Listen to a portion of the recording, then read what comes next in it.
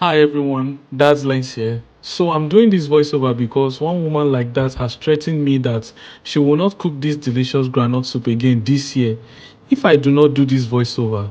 And as I love this soup a lot, I don't have a choice. Well, anyway, there is no script for me to read, so I'm just winging it. Groundnut soup, I believe, is one of the underrated soups in Nigeria, and this one prepared by Mrs. Lens is a banger.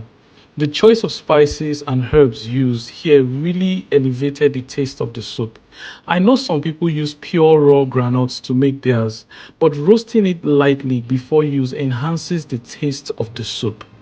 Also, if you run away from groundnut because of pimples, this is the way to go. Eat as much as you want, no shaking.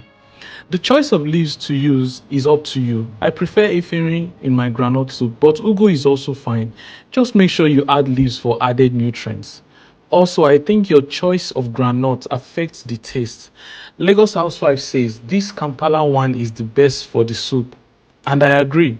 Alright, make sure you make this soup for you and your family. One question, Shebi groundnut soup is from Edo State, Abi? Let me know in the comment section if you agree. See you the next time I am threatened with unavailability of a soup or food I love.